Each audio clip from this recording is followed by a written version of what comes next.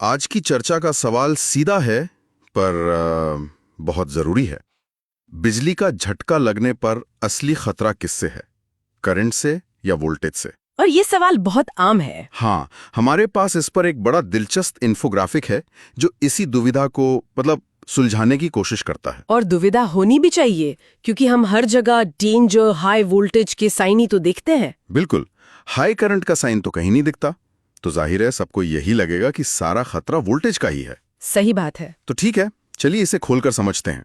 हमारे सोर्स में एक बहुत ही एक अच्छा उदाहरण दिया गया है। हाँ, पानी वाला उदाहरण वो समझने के लिए शायद सबसे अच्छा तरीका है। हाँ, बताइए जरा उसके बारे में। सोचिए कि वोल्टेज जो है वो पानी का दबाव है, मतलब प्रेशर, और करंट है पानी का बहाव यानी फ्लो। अच्छा।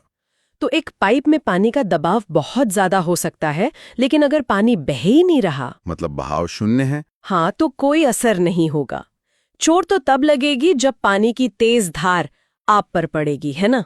यहीं पर बात दिलचस्प हो जाती है, क्योंकि सोर्स साफ कहता है कि करंट सीधे शरीर की मांसपेशियों पर असर करता है। बिल्कुल, वो मांसपेशियों में संकुचन मतलब कॉन्ट्रैक्शन पैदा करता है और दिल की धड़कन की लय बिगाड़ सकता है। यहाँ तक कि बहुत छोटी मात्रा भी मिलीएम्प्स में जानलेवा हो सकती है। तो फिर वही सवाल आता है, हाई वोल्टेज के साइन क्यों? हाँ, वही तो, ये मुझे हमेशा कंफ्यूज करता है। वो इसलिए क्योंकि उस बहाव को, उस करंट को शुरू करने के लिए दबाव की जरूरत होती है।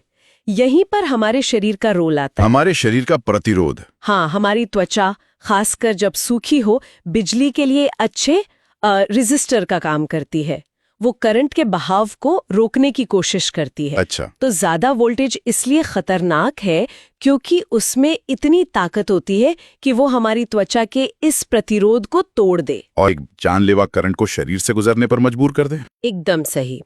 तो वोल्टेज वो ताकत है जो दरवाजा तोड़ती है, और करंट वो खतरा है जो अंदर आता है। तो मतलब असल कातिल तो करंट ही हुआ, लेकिन वोल्टेज वो ताकत है जो उसे हमारे शरीर के अंदर भेजती है। बिल्कुल।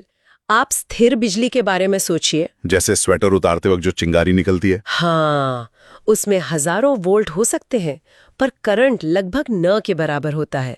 इसलिए हमें बस एक हल्की सी झंझनाहट महसूस होती है।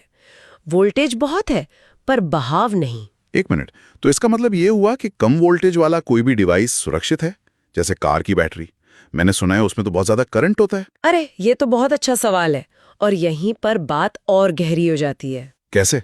देखिए, कार की 12 वोल्ट की बैटरी में बहुत ज्यादा करंट देने की क्षमता होती है, लेकिन उसका वोल्टेज इतना कम है कि वो आमतौर पर आपकी सूखी त्वचा के प्रतिरोध को पार नहीं कर पाता। अच्छा, तो इसलिए अगर मैं उसके टर्मिनलों को छू भी लूं तो झटका नहीं लगेगा? नहीं लगेगा, लेकिन अगर आप किसी धातु की चीज से, मान लीजिए एक रिंच से, दोनों टर्मिनलों को जोड़ दें तो वो भारी करंट बहने लगेगा और भयानक चिंगारी हो सकती है। मतलब खतरा हमेशा संदर्भ पर निर्भर करता है। बिल्कुल। और यहीं पर गीली त्वचा की बात भी आती है। गीली त्वचा का प्रतिरोध बहुत कम हो जाता है। तो कम वोल्टेज भी एक खतरनाक करंट शरीर में भेज सकता है? हाँ, इसीलिए गीले हाथों से बिजली का काम करना इतना खतरनाक माना जाता है। एक सोर्स में यह भी बताया गया था कि एसी जो हमारे घरों में आता है और डीसी जो बैटरी में होता है, उनमें भी खतरे का फर्क है। हाँ, और ये बहुत जरूरी बात है। सीधे शब्दों में कहें तो एसी करंट आपके नर्वस सिस्टम को एक तरह से हाईजैक कर लेता है। मतलब? वो मांसपेशियों में ऐसा संकुचन पैदा करता है कि इंसान तार को छोड़ ही नहीं पाता। वो फ्रीज होने वाली स्थिति। मुझे याद है बचपन में मैंने एक 9 वोल्ट की बैटरी को अपनी जबान से छुआ था। हाँ, कई बच्चों ने किया ये। तो एक अजीब सी झंझनाहट हुई थी।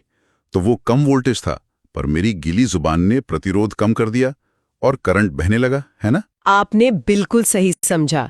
उस छोटे से प्रयोग में आपने वोल्टेज, करंट और प्रतिरोध तीनों के रिश्ते को महसूस कर लिया था। तो कुल मिलाकर बात ये हुई कि असल कातिल तो करंट है, लेकिन वोल्टेज वो बंदूक है जो गोली चलाती है। क्या बात है, बहुत अच्छा कहा। दोनों के बिना खतरा अधूरा है।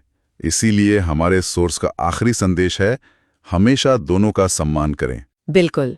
और ये जो रिश्ता है ना, दबाव और बहाव का, या कहें कि क्षमता और उसके असल प्रभाव का, ये हमारे आसपास हर जगह है। हाँ, ये तो है। इससे एक अहम सवाल उठता है, रोजमर्रा की जिंदगी में और कहाँ हम एक संभावित बल और उसके वास्तविक प्रभाव के बीच ऐसा ही संबंध देखते हैं और शायद ये पहचानने में गलती कर देते हैं कि असली कर्ता कौन है।